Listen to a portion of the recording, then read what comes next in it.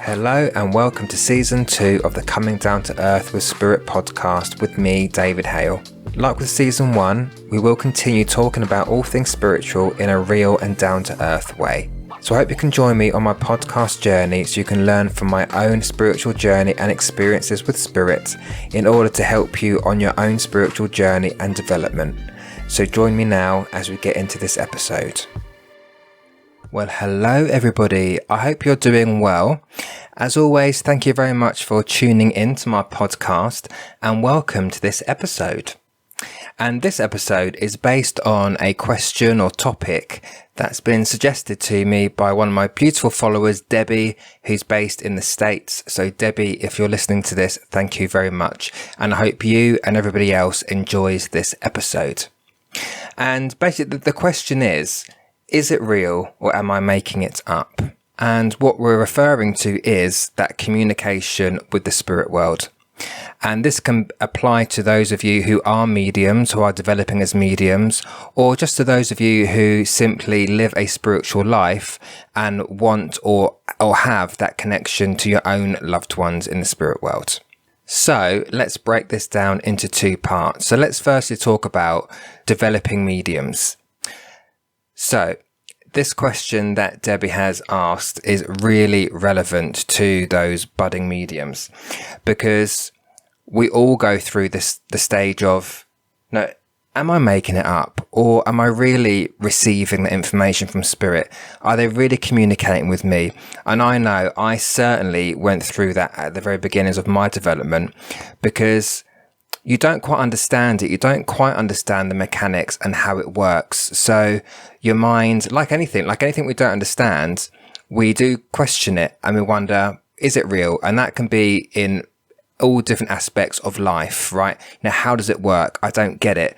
And then it does make you question, which I think is a healthy thing anyway, is to question things. And we should question how certain things work. Again, no matter what in life it is, but then it's okay to be skeptical of certain things and question them.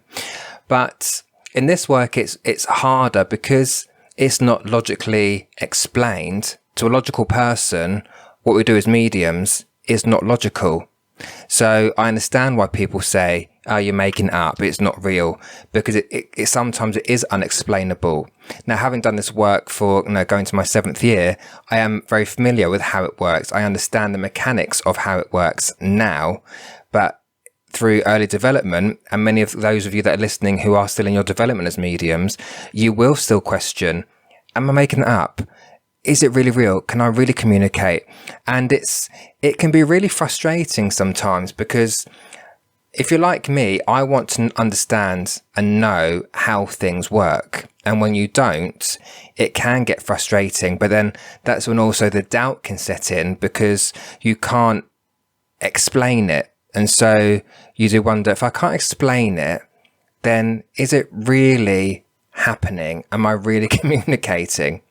So the beginnings of mediumship development is exciting, but there can also be parts of it which are really frustrating and which can really make you doubt yourself and really question what you're doing. And I remember the very first reading that I did outside of the development circle, which left me feeling a little bit freaked out, I've got to be honest and say, because although he took everything that I said, my mind was still processing what I was learning and what I was doing. And then I was questioning myself, like, is it actually real? Or was that reading just a fluke? And I was really lucky just to pick up what I picked up. So with that said, there is a lot of self-doubt involved in early development of mediumship.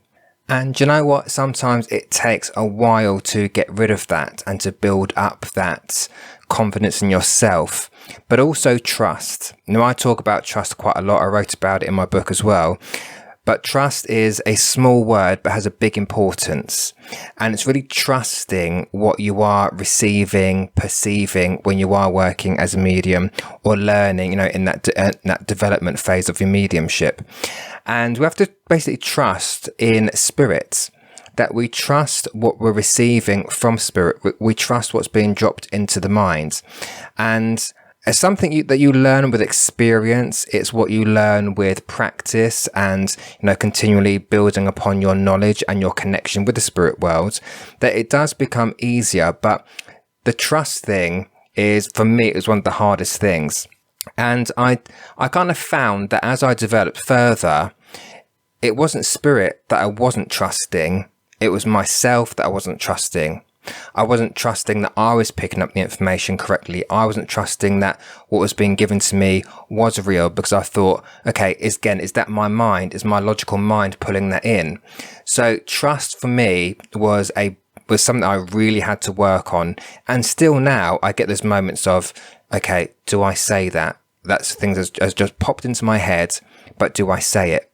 But now I do. I've learned over the years through trial and error, through experience, that I just need to say what spirit is giving me, because I know now through experience that when I'm reading for someone, whether it be in a one-to-one or if I'm doing a demonstration, my mind is fully in the spirit world. So I know that anything that does come into my mind is from spirit. It's not my logical mind, because I'm not thinking about anything else. My mind is focused on the spirit world. But look, it's not to say that we don't have bad days, because sometimes, you will find that some readings are better than others. You might find that some days you are quite distracted. So then your logical brain is naturally going to engage and start pulling things in, like a shopping list of other bits and pieces. Doesn't happen a lot for me now, because I say when I'm working, I'm in work mode and my mind again is in the spirit world. But again, that takes practice, and it also takes you to work on that, to be able to discern what is your own mind and what is spirit, because ultimately no one can tell you what is in your mind. When you're developing and you're practicing and what have you, and you're doing a reading for someone, although you may have a mentor or a teacher to help you, that mentor and teacher can't tell you what spirit's putting in your mind, and they can't tell you what is your own logical mind. So with mediumship development, a lot of it is self-work. You have to figure out in your own head what is going on. So, it can be a tough journey. Some people make it out to be all roses and butterflies and it's all fabulous and it's easy. Sometimes it isn't. And it also depends on how your brain works. Yes, for some people it might be quite easy, but for other people, if your mind is naturally going 100 miles a minute all the time, and you're always thinking, you have a big imagination, then it sometimes might be a little bit difficult for you to trust what's been given to you, because your mind is so active. But what we have to learn is to slow that mind down, to allow spirit to come in and communicate with you. But that, again, it's not necessarily an easy thing. It's a process. And it can be quite frustrating, because when you are learning to be a medium, you are going through your training. As I said before, it is exciting. You are passionate about it. And if you're anything like me, you want to learn everything now. You want to do it at a fast pace. But actually, we need to be able to take our time with it to build the trust naturally. And there's that trust within yourself ultimately, as I said, because it's ourselves that we don't trust. It's not the spirit world. Because if you have proper training, you'll learn that spirit are never going to let you down. Spirit are never going to lie to you. Spirit are always going to be truthful, and they've got your back. So whatever comes to your mind from spirit is spirit. It's ourself, our logical brain, which tries to talk us out of what we're receiving, because we think that what we're receiving is too random or it's too out there. But we need to remember not to question that, because spirit are giving you information for a reason. But again, sometimes it is hard to go, how do I give, I don't know, I'm thinking about a personal example. How do I give a tin of peaches to the client sat in front of me? But I have to learn that, well, you've been given that for a reason. It's not meant to make sense to you. It's meant to make sense to the client. And again, that's a personal example. And I gave that piece of evidence to a client, and she said, yeah, this evening, myself and my daughter didn't have proper dinner. We had a tin of peaches. Now, if you didn't give that and she said that to you afterwards, you would have kicked yourself. But I can understand why people don't give it, because it is so random. But again, it's not for you to judge that. It's for you just to trust what spirit are giving you, and just to give the information across. And she took it and she understood it. So, and that's spirit's way of letting them know that they are there. They are seeing what they're doing. They're around them to see them eating a tin of peaches, right? Or a can of peaches. So the trust really is something that most people have to battle with the most, right? It's trusting the self. And one thing that I was taught at the church when I was in development is the first thought is spirit. The second thought is yours. So what we mean is when you are learning to connect to spirit, whatever's just dropping into your head out of nowhere, that's spirit. But as soon as you question that and you think about it too much and you judge the information, that then becomes your thought, because you're then trying to override what spirit has dropped in your head, and then you change the meaning of it, or you dismiss it, and then your mind wants to bring something else in. So sometimes we have to try and let go of our judgment of the information that's coming through, our questioning it too much. Again, it comes back to the trust of trusting in spirit. But how do we do that? So how do we know, coming back to the question, is it real or am I making it up?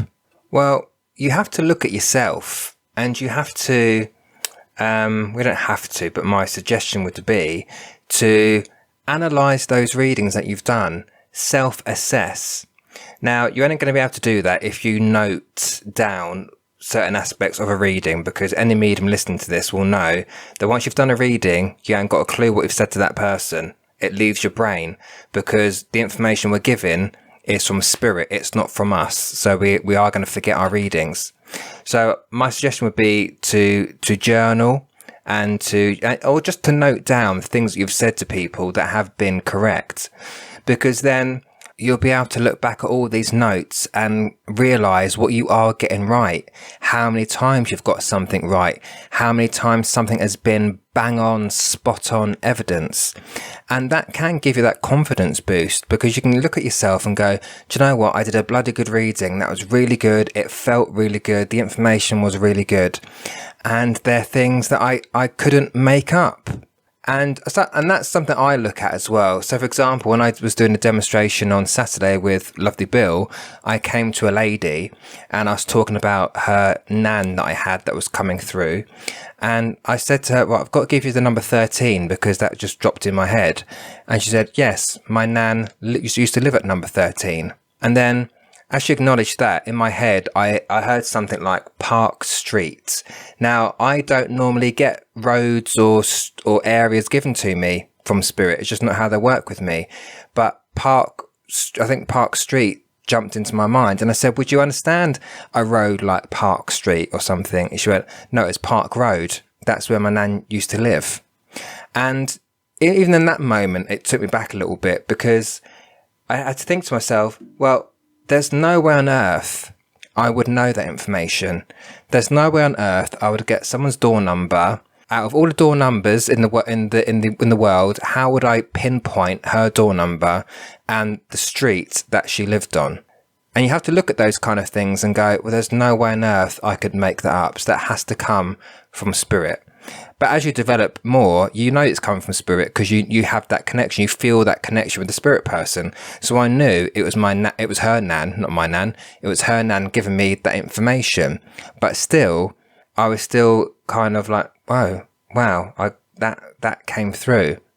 And when you have multiple moments like that, as I say, when you're looking back at your notes or what have you, you can really go, I'm not making this up. This is real. This information coming through, I could not know. I could not make this information up. It has nothing to do with me. It has no relevance to me whatsoever. And that's another thing you have to look at, right? Is when things do drop in your head, you have to go, well, where did that come from? That's not my mind making that up. That's just come out of nowhere. It's not like I've been thinking about this or thinking about that or what have you. It's come from somewhere. It's come from nowhere.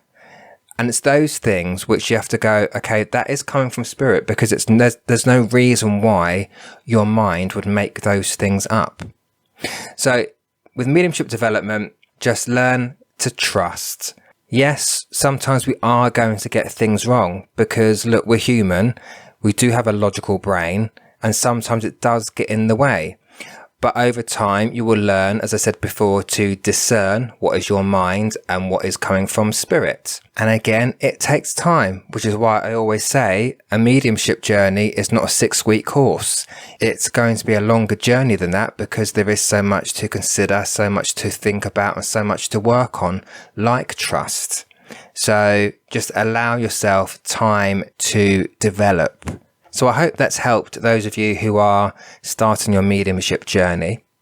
But let's now talk about the other part of this, which is people in general just questioning themselves. Are they really receiving those signs from spirit, the information from spirit? And am I making it up? Is it wishful thinking? Am I pulling it in? Or is it real? But again, it comes back to what you're perceiving, what you're seeing, what you're experiencing, and what you're feeling from your spirit family.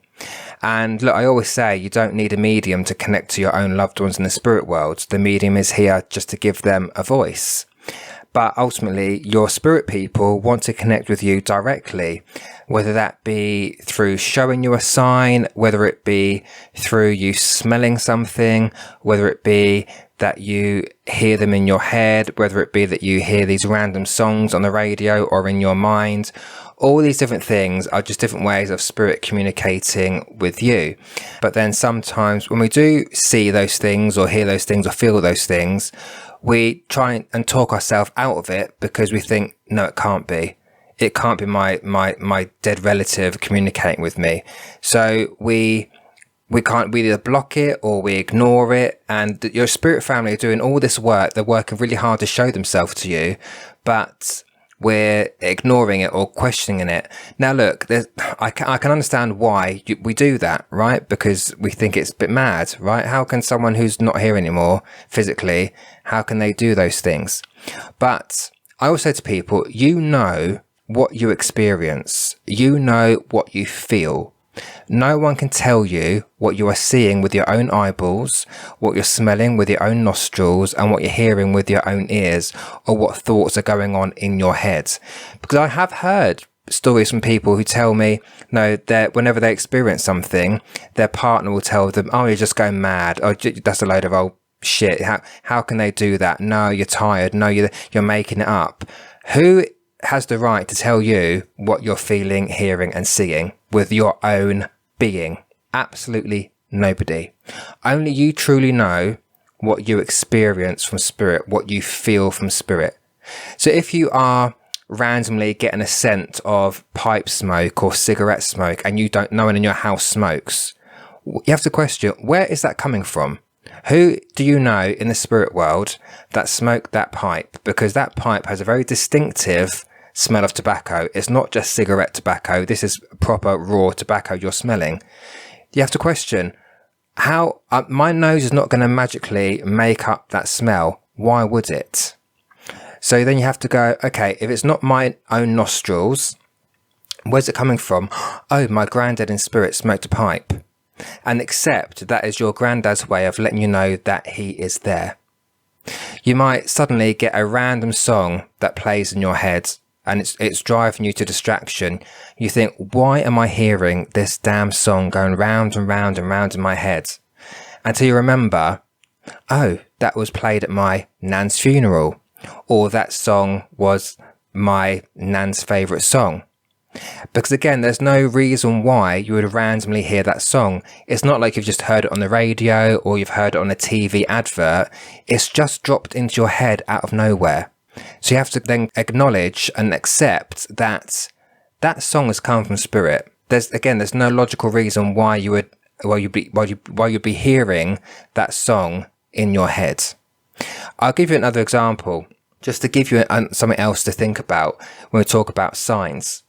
So before I moved to Aylesbury with my partner, we were living in London and we were desperate for a house in Aylesbury. We'd seen we'd seen two, and they one wasn't offered to us, and the second one I knew straight away wasn't our home. And so we found a house, and there were apparently about 9 or 10 other people looking at this same house. And not to give my entire address away, the house is on a road called Carrington Road. And I said to my other half, I want that house. That needs to be our house. And because our lease on the flat in London was coming to an end, I started getting a bit panicky because we still hadn't had any confirmation of the house yet. So I said to Spirit, if that's meant to be a house, please give me a sign. Now, I don't know what I was expecting, but I also knew that I can't just demand that Spirit give me a sign. So anyway, one night I was doing some work on my family tree and I'd found some records for something, and I was looking down the record and the name of Carrington popped up, and I said to my other half, look, I'm thinking about this house on Carrington Road, and I've just seen this name of Carrington just pop up just randomly connected to the family somewhere. So I was like, okay. So I kind of thought, maybe I'm trying to make that fit, right? As you probably would. And then we were watching a TV program. I can't remember what it was, but they had different clips of other old shows that were being shown. And Joan Collins popped up when she was in Dynasty. And my other half said, oh, that's the Carringtons. I was like, what did you say? And he said, oh, that's the Carringtons. So I thought, hang on a second. So that's the second thing in a matter of days that's relating to this house that we've looked at. So again, my logical brain was like, okay, am I making that up now? Am I making those things fit, or is it really a sign? And then the third thing happened when, again, we were wasn't really actually watching the TV. We had it on in the background, and it was like a lunchtime show. And as I was walking out of the living room into the kitchen when my other half was, the presenter on the TV show said, on this program said, okay, one of our guests today is Mr. Carrington. And I was like, right, that's it.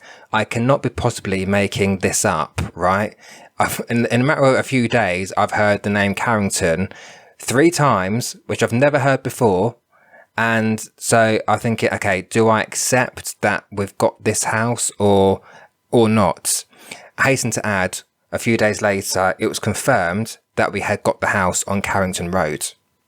So from that example, you can see that although I was getting those signs, I was still thinking to myself, was that real, or was I trying to make things fit? And when you actually look at that whole situation, you have to look at it and go, well, there's no logical way or real explanation as to why I heard the name of my street mentioned in 3 different formats without having some kind of symbology to it.